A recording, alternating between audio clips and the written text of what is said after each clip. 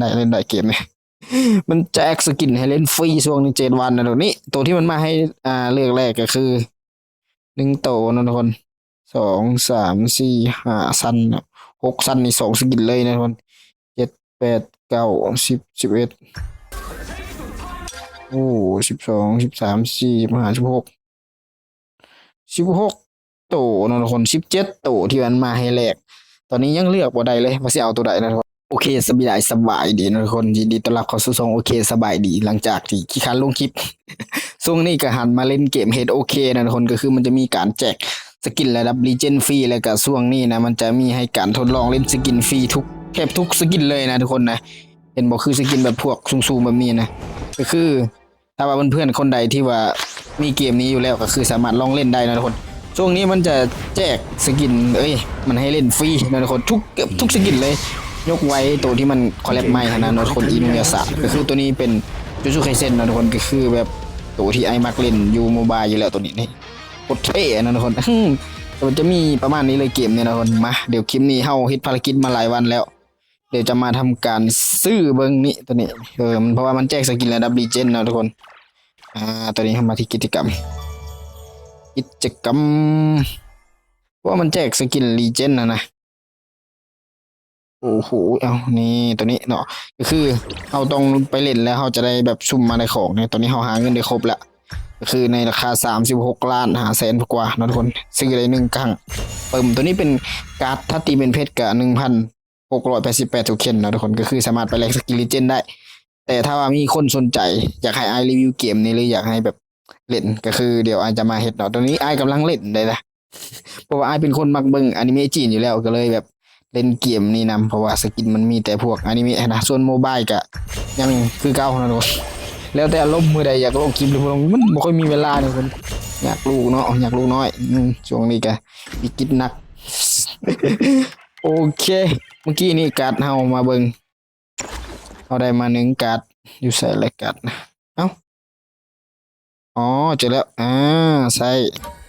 ก็คือเอาสามารถแลกลีเจนด์ได้1 ตัวทุกคนก็คือตัวนี้เป็นคอลแลบใหม่เลยอินุยาสะที่ว่ามันคอลแลบมาคนเป็นอนิเมะทางญี่ปุ่นนั่นแหละคอลแลบเข้ามา2 ตัวเนาะตัวนี้ไอ้มักโคตรเท่เลยเนี่ยเหมือนคล้ายๆกับยูโมบายเลยตัวบักนี่ทุกคนเห็นบ่มีแต่สีอนิเมะหมอนี่ก็คือกันนะทุกคนส่วนสกิลเลเจนด์ก็คือจะมาประมาณพวกนี้ทุกคนเห็นปะถ้าเขามีการ์ดเขาสามารถซื้อได้1 ตัวพี่กายนี้ไอก็ได้ตัวหนึ่งพี่กายนี้ไอก็เฮ็ดภารกิจเพราะว่ามันจะแจกเปียกคล้ายๆกับกิจกรรมเพชรเหลืองหรือเพชรทองแหละพี่กายนี่ไอได้สกินมาฟาร์มเลนเดี๋ยวพามาเบิ่งพี่กายนี่ไอเอานะฟาร์มปลาแหลมอันนี้ที่เป็นสกินเนี่ยโมเมนต์สกินไอมีนะมันเป็นแค่สกิน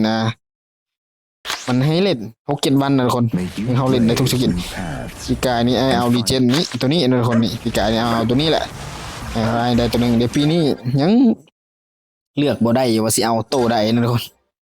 ยังตัดสินใจบ่ได้เลยนะมันมีแต่ตัวแบบมีแต่ตัวงามๆเลยทุกคนสามารถมาเล่าคอมเมนต์เบิ่งถ้าว่าคนเล่นเกมนี้อยากให้ไอแลกตัวอย่างนะทุกคน ก็คือในตัวที่1นี่เห็นบ่นี่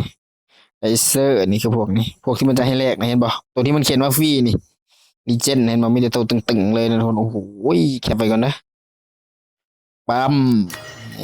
เดี๋ยวจะเอามาไว้ใส่ปกคลิปนะทุกคนเห็นบ่ฟรีมันเอาได้1 ตัวนะทุกคนลองคอมเมนต์เบิ่งนะทุกคนถ้าคนใดที่ว่าเล่นเกมนี้อยู่ว่าอยากให้เลือกสกินอย่างนะทุกคนเดี๋ยวอาจจะมาตอนนี้ไอ้ก็ยังโอ้โหลีเจนด์น่าจะมันคล้ายๆกับเพชรทองนะทุกคนมันฟรีทุกตัวเลยสามารถซื้อได้อารมณ์ประมาณน่ะเพชรทองแหละนะทุกคนเห็นบ่โอ้โหใส่ลีเจนด์อีกโอ้โหเดี๋ยวขอเลื่อนเบิ่งก่อนเด้อช่วงนี้ซุ่มแต้มตัวนี้มันจะซื้อบ่ได้เนาะตัวนี้ราคาแถวลุ่มนี้มันจะบ่ให้แล้วนะทุกคนเนาะตัวนี้คือซุ่มแต้มบ่โอ้โหตัวที่ปีกายมันมาว่าอยากได้ตัวนี้เนาะบ่ได้ปีนี้มันบ่ขายซ้ำทุกคนนี่ตัวนี้ก็แม่นมันบ่ขายนะทุกคนก็คือพวกมันมาปีกายในปีนี้มันจะบ่เอามาขายนะทุกคนสกินลีเจนด์นะมันก็จะมีประมาณนี้แหละนะทุกคนสำหรับสกิน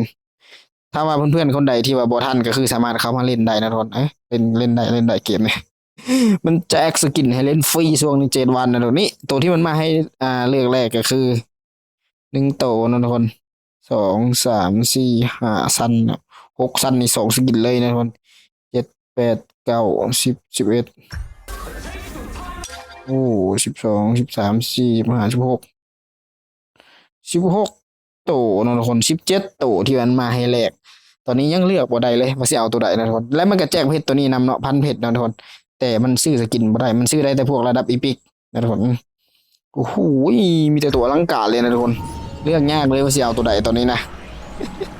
โอ้โหจำเลยอย่าลืมนะทุกคนตัวนี้มันเบิดเวลาแล้วเพราะว่าเฮ็ดกับบ่ทันถึงมาเล่นเดี๋ยวถ้าทุกคนสนใจเกมนี้เดี๋ยวอาจจะมาลองเฮ็ดคลิปลงไปเรื่อยๆเนาะทุกคน เดี๋ยวจะลองลงเบิ้งเนาะทุกคนเกมโมบายก็เดี๋ยวรอกิจกรรมที่มันเข้ามานะคอลแลบเข้ามาใหม่ยังเฮ็ดคลิปลงเพราะว่าส่องง่ายมันบ่มีคนเบิ้งก็เลยท้อใจนะอันนี้ก็เอาลงไปมั่วๆเนาะคนเบิ้ง20-30 คน โอเคคลิปนี้ก็ขอสัก1 ไลค์นะทุกคนคนติดตามนี่เงียบกริบช่วงนี้